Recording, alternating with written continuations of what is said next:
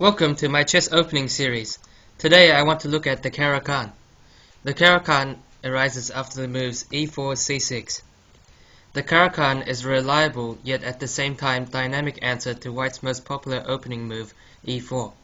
It has the seal of approval from numerous leading grandmasters including Vishy Anand, Evgeny Baryaev, and Alexei Dreyev, as well as former world champion Anatoly Karpov, who has utilized it with great success throughout his illustrious career. Unlike in the French defense, the move c6 does not block in Black's light-squared bishop.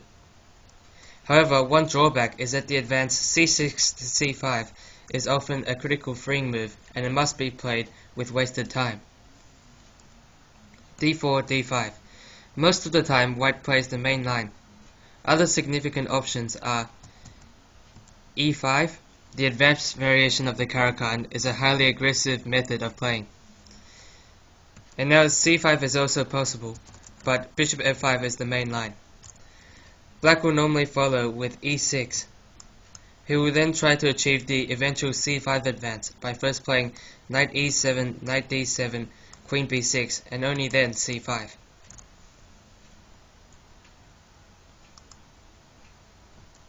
E takes d5, c takes d5, c4 is known as the Panov-Botvinnik attack. Often a pawn structure arises where White has an isolated d-pawn when Black plays d takes c4. One possible sequence might be knight f6, knight c3, e6, knight f3, bishop e7, c takes d5, knight takes d5, bishop d3, knight c6, castles, castles, and now Black will play to control the important d5 square, with later b6 and bishop b7. Now let's look at the main line. Knight c3, d takes e4, knight takes e4. Note that knight d2 on move 3 would have been the same thing after the White recaptures on e4. Black now has three main moves in this position, with bishop f5 being the main line. All three moves lead to very different positions. Knight d7. This is the Smyslov variation of the caro kann, and it is one of the most solid and dependable openings for Black.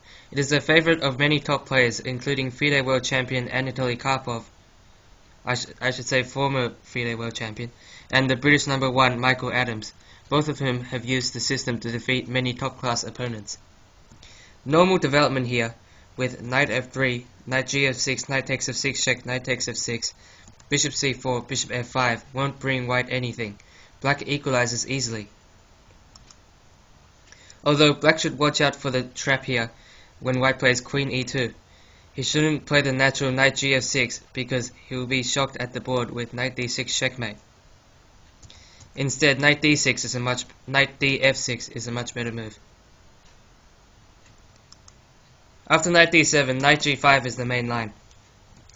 Knight gf6, bishop d3, e6, knight 1 f3, bishop d6, queen e2, h6, knight e4, knight takes e4, queen takes e4, queen c7. We're still following the main line of this variation. Black has recently been put under pressure with 11 castles, bishop b6, queen g4, king f8, b3. White can hope for a slight advantage. In fact, Karpov seems to be avoiding playing knight d7 in recent times. He's played bishop f5 in his last 4 games. Another move is knight f6. Black compromises his pawn structure with this move, but he also liquidates White's potentially dangerous centralized knight. Knight takes f6 check. And now an alternative is e takes f6, which is the Tartakova variation. Black seeks quick and free development in exchange for his compromised pawn structure. However, Black's inability to create a passed pawn on the king side normally grants White a slight advantage. Instead, g takes f6, which is more popular, is known as the Bronstein-Larsen variation. Black opens the g file for his rook and keeps good central control.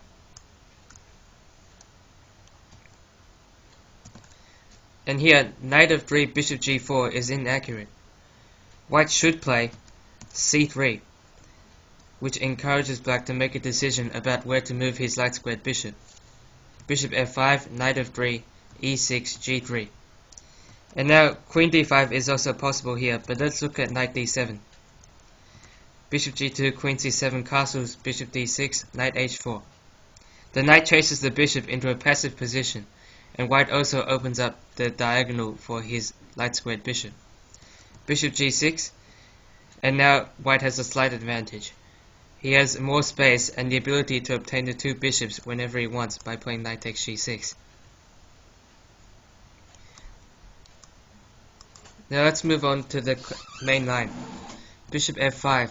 This is known as the classical caro-kann. This move has remained popular for many years among chess players of different levels. The line enjoys a reputation as one of the most rock-solid lines in chess. The classical caro-kann has a great history. Many of the world champions have employed it regularly, including Capablanca, Botvinnik, Petrosian, Karpov, Kasparov, and Tal. Anand, Bereyev, and Dreyev are modern exponents of this system.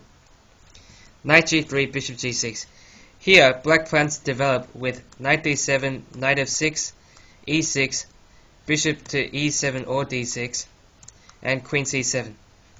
He will usually need to play h6 when white starts to harass his bishop on g6. The main line runs h4, h6, knight f3, knight d7, h5, bishop h7, bishop d3, bishop takes d3, queen takes d3, e6, bishop f4.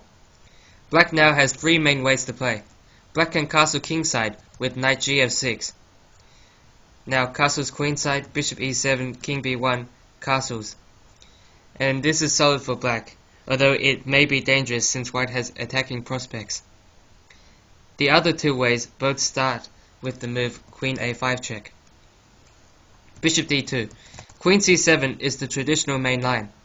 White normally plays castles queenside, knight gf6, knight e4, and black castles queenside. White normally obtains a small advantage in this variation due to black's cramped position. But here, bishop b4 is a new move advocated by international master Jovanka Huska. It is very popular. c3, bishop e7, c4, attacking the queen, queen c7. And black has the typical plan of playing knight gf6 and castling whichever side is judged safer.